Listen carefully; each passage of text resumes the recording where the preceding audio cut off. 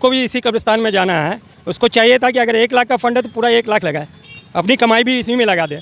लेकिन उसने ऐसा किया है कि कमाई तो कमाई, पूरा आधा से भी कम खर्चा किया है यहाँ पे। घटिया मटेरियल और भी कत्था चूना मार करके जो है सही खड़ा कर दिया है। ऐसा लगता है कि गोबर पर उसकी जुड़ाई की गई है। अगर आप ठेल भी दीजिएगा तो 4 बार गिर जाएगा। तरफ दिया, 3 तरफ का ठेकेदार जो है 50 से 60 लाख रुपया निकाल के खा गया है। पहले से कुछ जगह बाउंड्री की हुई थी आपसी चंदा से, सामाजिक सहयोग से उसमें घेराबंदी हुई थी, उसी पर बाउंड्री मार दिया।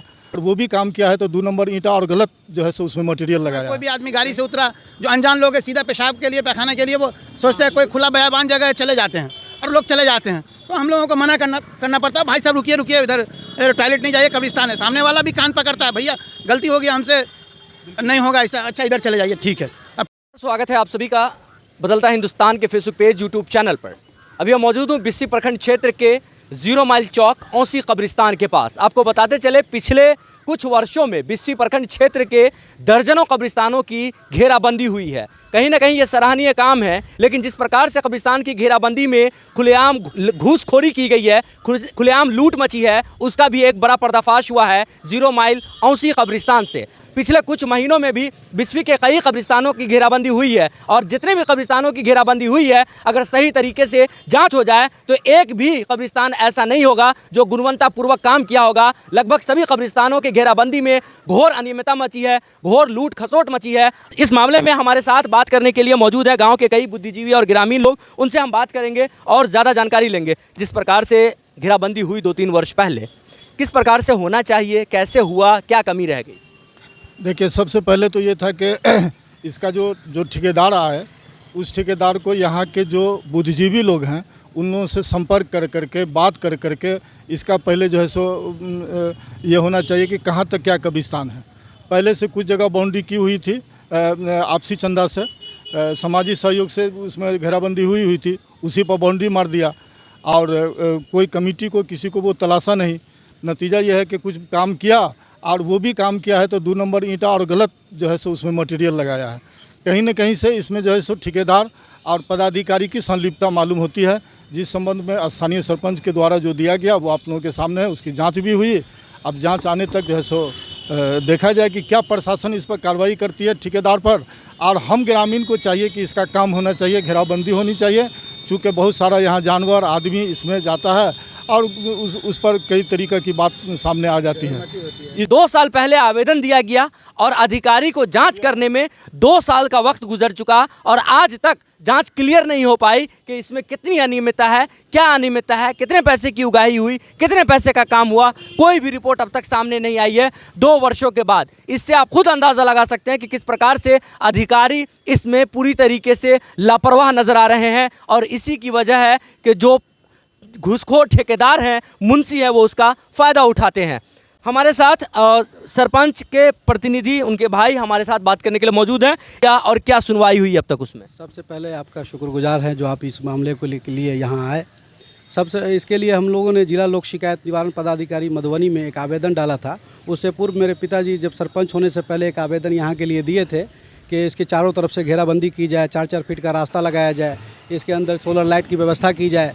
और इस तरह की व्यवस्था रहेगी तो जाहिर है कि रात में भी कुछ लोग अंदर जा कर के दफन कफन का काम करेंगे, मैयत होगा, चाहे वो बरसात हो, जाड़ा हो, जिस समय भी हो। हम लोगों ने ये कहा कि इसमें शेड निर्माण भी हो ताकि जो है सामान उमान रखने की व्यवस्था अच्छी रहे।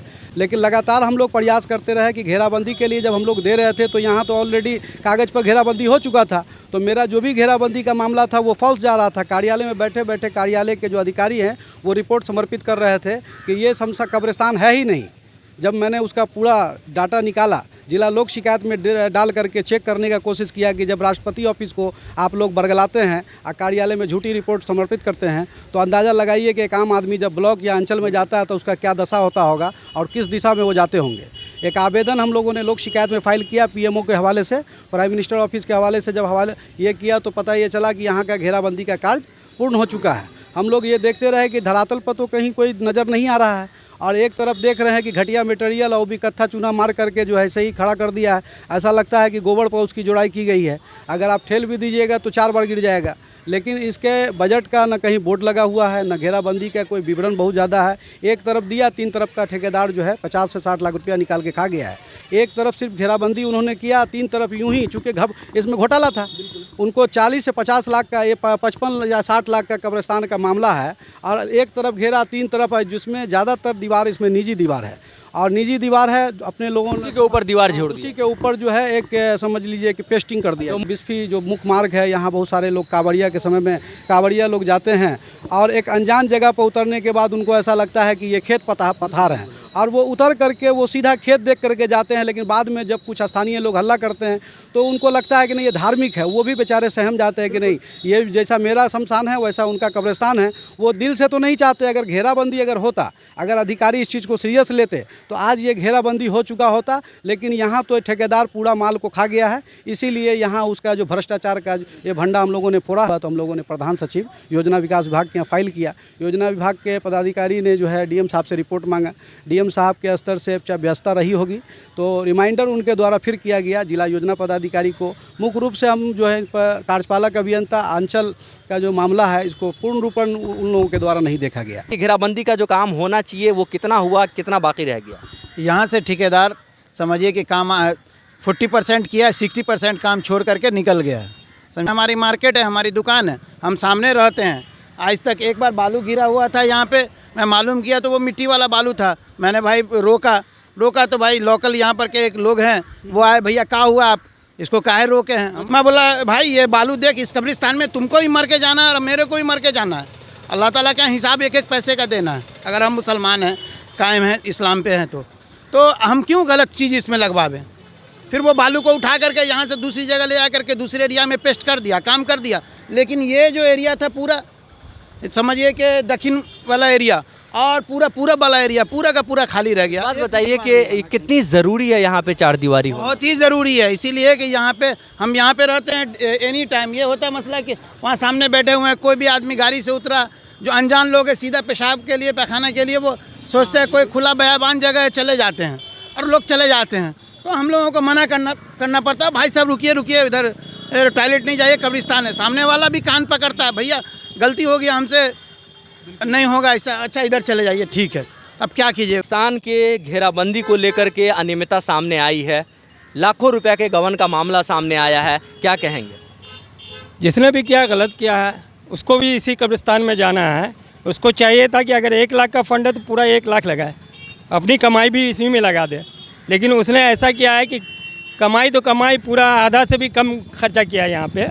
तो उस पर जितनी ज़्यादा कार्रवाई की जाए, समाजी हिसाब से भी और सरकारी हिसाब से भी, वो कम है।